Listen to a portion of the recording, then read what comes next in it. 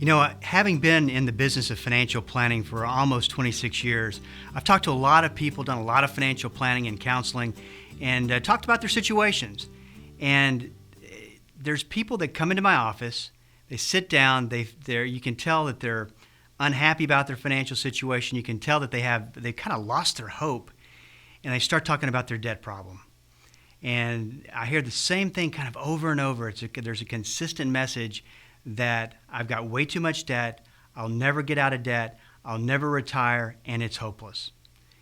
And what I have learned through the years is that, and the reason that I wrote my book, Deceptive Money, which is the guide to getting out of debt the right way, and it took me 3 years to write this book. The reason I wrote it is because I don't think that the debt is the problem. I think it comes down to understanding how to get out of debt. Do you see this theme coming throughout all the teaching courses? It always comes back to that lack of financial education. And I blame the system for it. We go through all these years of school, and some go to college, and they don't focus on one of the more important aspects of life, which is how to deal with money. And so there is also, I think, the toxic combination when it comes to debt of kind of ignoring the problem, not really wanting to deal with it, not really wanting to understand how to deal with it. So I always think that when someone walks into my office, number one, they've built up a lot of courage to be there, and number two, they've had it. And it's usually when I get them coming to my office when they're at the bottom. I'd rather them come in when they're not at the bottom because it gives us a little bit more options. But what I want to talk to you about today is the one way that you can get yourself out of debt quicker than you could have ever imagined. And when I've shown people this, they have absolutely been amazed at how, let me explain something. It's the math, how the math works. And I'm going to teach you the math. This is not something I've come up with. This is not something I've developed. It's been around for a long time. It's called a lot of different names. But we're just going to focus on the math in creating your own debt consolidation plan. And I think that once you understand and learn how this works, you'll feel a lot better about your prospects of getting out of debt the right way. Number one, you got a choice, the way that I look at it. Now that you know this is a possibility, you can choose to pay out your debt over time and then making your fears somewhat of a truth that it's going to take longer than you could ever imagine to get out of debt. Or you can consolidate that debt and do it much quicker. And basically what I want to do with this particular teaching course is I want to teach you the concepts. And I'm going to stay very basic, but I think that you'll get it. And even though, and I want to keep in mind that not everybody's wired for numbers. And, it's funny because I have a couple who's the clients of mine, and the wife is very analytical, very numbers driven. The husband is a graphics artist and is not numbers driven by any stretch. In fact, if you start showing a bunch of numbers, he just kind of glazes over. And so she would always say to me, show me the numbers and draw pictures for my husband. So I realized that maybe you're not numbers oriented, but just stick with me. This is a very easy concept. And we'll start out with this. The first two key components of developing your own consolidation plan. Number one, you got to commit to what you're paying monthly until you're completely out of debt. So what I mean by that is that if you're paying $1,000 a month to eliminate debt, you've got to commit to that $1,000 a month until the point that all the debt's gone.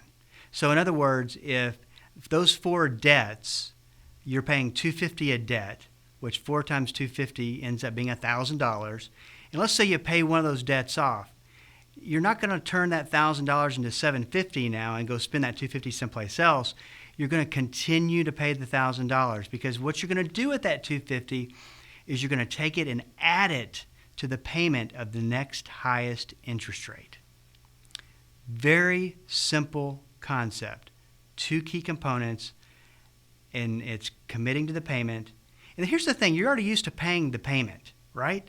So call this, once again, a season of my life that I'm going to commit to this payment no matter what. And once I'm done, then we got some cool options on the other side of that. and then you're going to pay the highest. You're always focusing on what the highest interest rate is that you have, and paying that off with the extra money. Now, there's two ways to go about this, to be fair. And there's some people in the media that say, no, you don't pay the highest interest rate first, you pay the lowest balance. Because psychologically, if you pay off the lowest balance first, then you feel like you've done something. You're welcome to shift this whole idea to pay the lowest balance off first. The problem is it's going to take you longer to get out of debt, because focusing on the highest interest rate debt means focusing on the highest cost of debt, and you want to get that paid down as quickly as possible, and that is the magic of the math. So there is two schools of thought, but I think that it's most important to focus on the highest interest rate debt first. So the advantages to doing this: number one, there are no fees. You're doing your own consolidation plan. Now let me talk about, and I go through this on another teaching course, but let me talk about the debt solutions business that claim to create a consolidation plan. They want to focus you in on, okay, we're going to bring all this down to one payment, and that's what's going to get you out of debt. They don't tell you all the other horrors that go along with getting you there, but they're focusing you in on the one payment. Now, here's the thing about the one payment. A true consolidation plan, outside of what we're doing here, is one where you go to a bank or credit union or a lender, and they say, okay, we're going to pay off all your debts, and you're going to make one monthly payment for X number of years, and here's going to be your set interest rate. That is not what debt consolidation companies are doing. Okay, I just kind of want to point that out. So there's no fees. Number two, you are in control.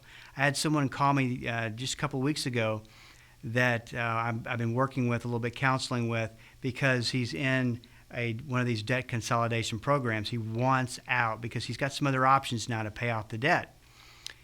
And he said to me, and I was showing him how to do that, and he was saying, this feels great. If I can get to this point that I'm completely back into control, I'll feel better about things, because you lose control. The third advantage is that you commit to a season, and it's not the rest of your life. It's a short period of time that you're going to be in this self-imposed consolidation plan, and you will get out of debt faster than you think. As you pay down debt, your options increase. As you pay down debt, your options increase. And what that means is that your credit score starts going up, your debt starts going down, then all of a sudden you get those letters. Now credit card companies find you attractive, and they say, hey, why don't you transfer over your higher interest rate debt to our 18-month no-interest program? And I would take advantage of those all day long, because it's all about bringing the cost of interest down. You'll just get out of debt quicker, and you're just playing the game with the credit card companies, whom they expect you to fail so they make more money. But that's not going to be the case in this particular situation. So as you pay that debt down, more options are created, which gives you the opportunity to get out of debt quicker. And then treat your payment as an asset. Here's the cool thing about being on the other side. You make these payments, say it's $1,000 a month. You make these payments over time. You get to the point at 5 years you're completely debt-free. Now, you're used to paying $1,000 a month. Now, take that $1,000, figure out what your highest goal is, your highest value is, and start applying that $1,000 towards that. Maybe it's college for the kids. Maybe it's retirement. Maybe it's some additional savings and emergency fund money. Whatever it is, you're used to paying that $1,000. You've not missed it, and now you can create an advantage by that. Now, here's what I wanted to go through: a very basic and easy case example. You have to excuse me, I can put my glasses on to read and make sure I'm seeing the same thing that you're seeing. And it shows a person with 4 debts: American Express, Capital One, and Chase. And you can see the balances. You can see the rate of interest. One's at 10 all the way up to 25%, and they're making a $100 payment a month for 4 months. So 4 debts, and you can see the balances of it, and that's roughly $13,000, $14,000 at various rates of interest, and you're making $100 a payment. Now, keep in mind is that for most people, maybe their debt situation is a little more complicated than this. The numbers aren't so rounded off and the interest rates are not so rounded off, but this will give you an idea of how this works.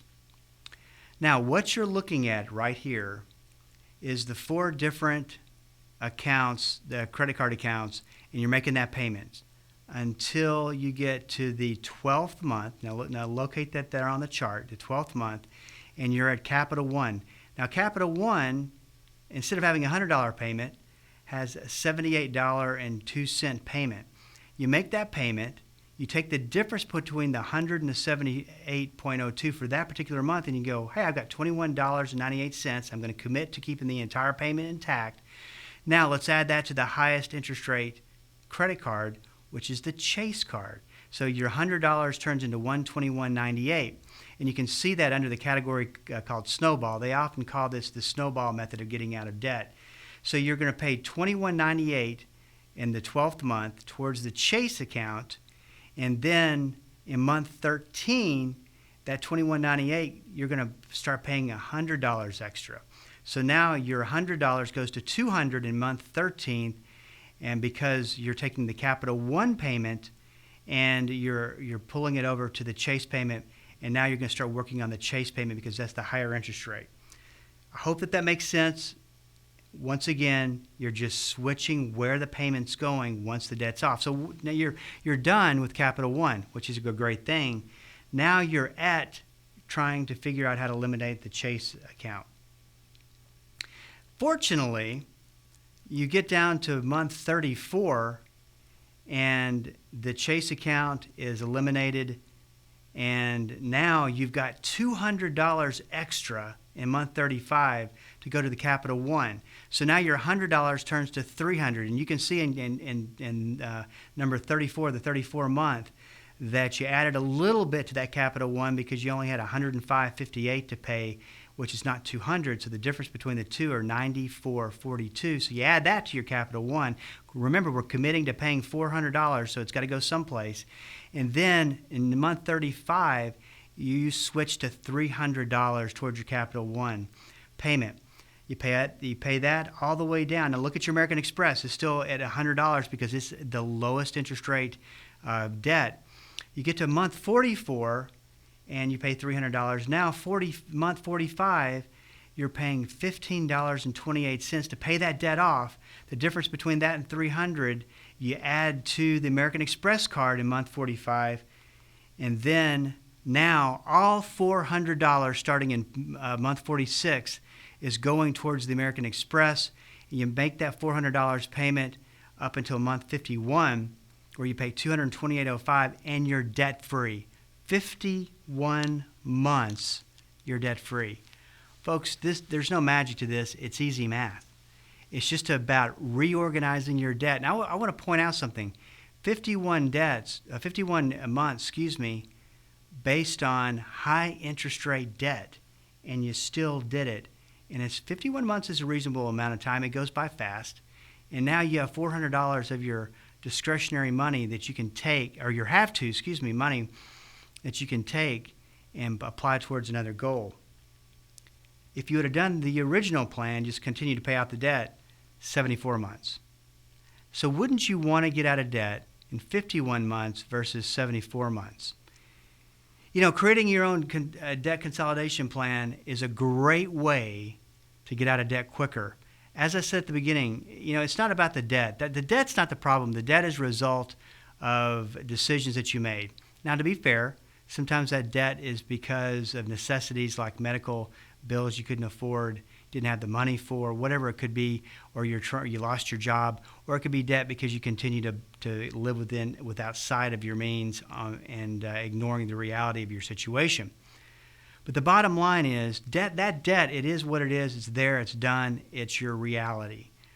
What you have control over is what the solution is to. The debt's not the problem. The problem is that people don't know how to get out of debt the right way. Creating your own consolidation plan is a way to get out of debt a lot quicker than you could ever imagine.